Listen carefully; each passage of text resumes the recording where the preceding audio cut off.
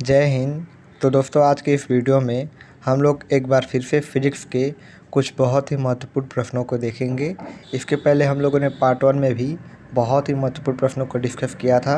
अगर आपने पार्ट 1 नहीं देखा है तो आप लोग जाके प्लेलिस्ट से देख सकते हैं, ठीक है। तो अगर आप लोग एंट्रेंस एग्ज़ाम की तैयारी कर रहे हैं, ठीक है, किसी भी यूनिवर्सिटी के लिए, या तो आप CUT के लिए कर रहे हो, तो भी ये वीडियो आपके लिए काफ़ी इंपॉर्टेंट है, क्योंकि इस वीडियो में बताए गए सारे प्रश्न जो हैं वह एंट्रेंस एग्ज़ाम में आए हुए ही हैं, और बहुत सारे प्रश्न तो CUET में ही आए हुए हैं, ठीक है। तो आप लोग वीडियो को शुरू से अंत तक ज़रूर देखें। तो चलिए वीडियो को स्टार्ट करते हैं। पहला प्रश्न है आपका, according to Gauss theorem the electric flux on a close surface depends on, यानी कि गॉस थ्योरम के अनुसार, मैं हिंदी में भी बता देता हूँ ताकि हिंदी वालों को दिक्कत ना हो। गॉस थ्योरम के अनुसार जो अनुसार समृद्धि सतह में विद्युत अभिभाव किस पर निर्भर करता है, यानी कि अकॉर्डिंग टू गॉस थ्योरम जो इलेक्ट्रिक फ्लक्स जो होता है आपका ऑन अ क्लोज सरफेस, वह किस पे डिपेंड करता है, ठीक है। तो आपको यही बताना था। तो इसका राइट आंसर आपका चार्ज इन क्लोज। आपने इसका थ्योरम पढ़ा भी होगा, उसमें एक लाइन में आपका डिफिनेशन भी होता है यह, ठीक है। तो आपका ऑप्शन नंबर 2 सही हो जाएगा, परिबद्ध आवेश या फिर चार्ज इनक्लोज। जो गॉस थ्योरम होता है उसमें जो इलेक्ट्रिक फ्लक्स होता है वह क्लोज सरफेस के चार्ज इनक्लोज पर डिपेंड करता है, ठीक है। तो ज़रूरी नहीं है कि सेम यही प्रश्न आएगा, हो सकता है कि यह पूछते कि electric flux on a close surface यह किस थ्योरम के अनुसार जो है प्राप्त किया जाता है, तो गॉस थ्योरम के अनुसार, ठीक है। तो इस तरीके से प्रश्न घुमा के भी पूछ सकता है। तो जितने भी प्रश्न इस वीडियो में बताए जाएंगे उससे संबंधित भी आप लोग प्रश्नों को देखते रहेंगे, और साथ ही साथ पूरे प्लेलिस्ट को भी चेक कर लेंगे, ठीक है। अगला प्रश्न है, number of electric lines of force passing through unit area is called, यानी कि इकाई क्षेत्रफल से गुजरने वाली जो बल की विद्युत रेखाएं होती हैं उनकी संख्या को क्या कहा जाता है, ठीक है। तो आपने जो फ्लक्स होगा उसका डिफिनेशन ही पढ़ा होगा कि आपका electric lines, number of electric lines of force passing through unit area is called electric flux. यह पूरा डिफिनेशन ही है, उसको ही इलेक्ट्रिक फ्लक्स कहा जाता है, ठीक है। तो आपका ऑप्शन नंबर 1 जो हो जाएगा सही हो जाएगा। हिंदी में भी आप लोग देख सकते हैं कि विद्युत अभिभाव या फिर फ्लक्स जो है सही हो जाएगा। अगला प्रश्न है, the relation between the electric field intensity E and the linear charge density lambda for an infinitely long straight uniformly charge wire is. तो आपने इसका जो है वो पढ़ा होगा, आपने प्रूफ किया होगा infinitely long straight uniformly charge wire का, ठीक है। हिंदी में आप लोगों ने प्रूफ किया होगा रैखिक आवेश घनत्व लिम्डा को, ठीक है। आपने इसका प्रूफ देखा होगा। तो आपको बताना है कि इसमें से जो है यह चारों रिलेशन में कौन सा सही है। तो आपका ऑप्शन नंबर जो है बी सही हो जाएगा, E is directly proportional to lambda, ठीक है। आप जब प्रूफ करते हैं तो उसमें यह आता है, ठीक है। स्टार्टिंग में ही इसको लिखा जाता है जब आप लोग इनफाइनाइटली स्ट्रेट लाइन वाले थ्योरम को प्रूफ करते हैं।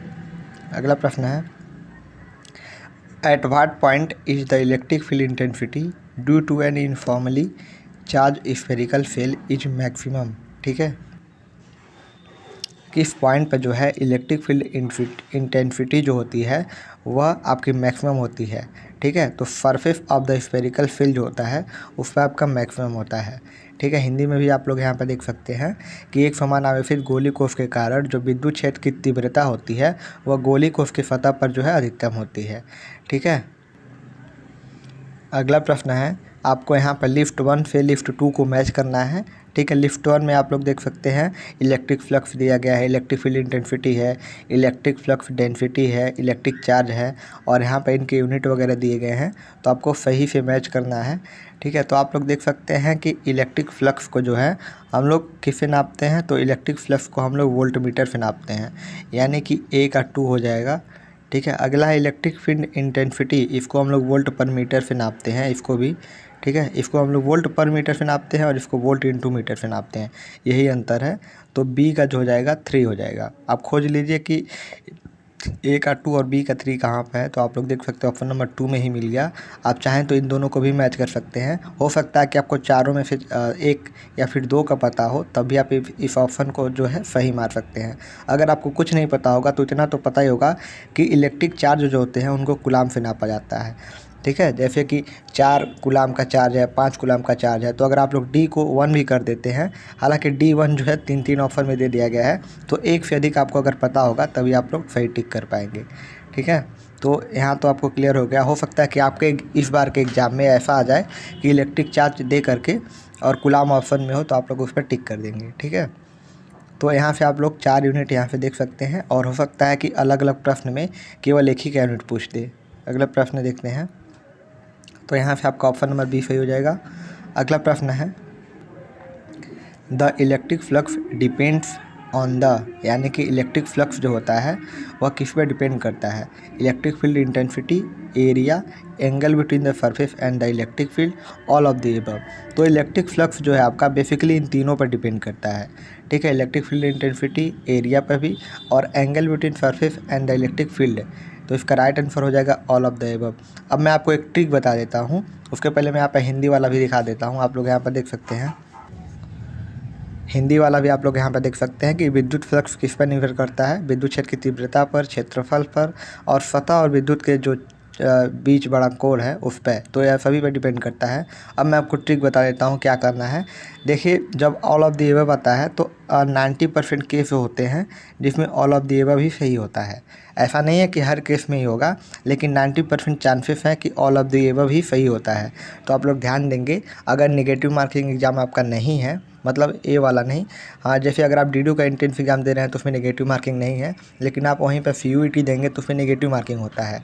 ठीक है, तो अगर आपने बहुत सारे अच्छे प्रश्न कर लिए हैं, तो अगर आपका एग्ज़ाम नेगेटिव मार्किंग है और आपने बहुत सारे अच्छे प्रश्न कर लिए हैं और 1-2 प्रश्न ऐसे हैं जिसमें ऑल ऑफ द अबव है, तो आप लोग ऑल ऑफ द अबव पर टिक कर देंगे। 90% चांस है कि आपका प्रश्न सही हो जाएगा।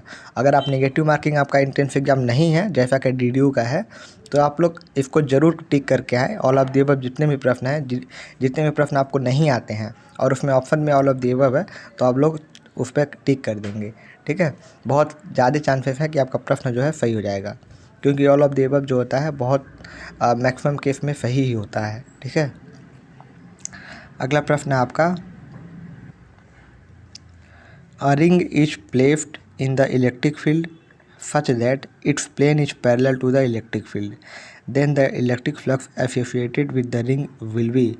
ठीक है, यह पूछा है कि जो रिंग है वो इलेक्ट्रिक फील्ड के ring is placed in the electric field, वह इलेक्ट्रिक फील्ड के अंदर जो है रिंग को प्लेस किया गया है। ठीक है, इलेक्ट्रिक फील्ड के अंदर रिंग को इस तरीके से प्लेस किया गया है, such that its plane is parallel to the electric field, यानी उसका जो प्लेन है रिंग का वह पैरेलल है इलेक्ट्रिक फील्ड के। तो इलेक्ट्रिक फ्लक्स क्या होगा? तो पैरेलली में आपका क्या आता है? 0 आता है। ठीक है, जब इलेक्ट्रिक फील्ड के पैरेलल होगा तो उनके बीच का जो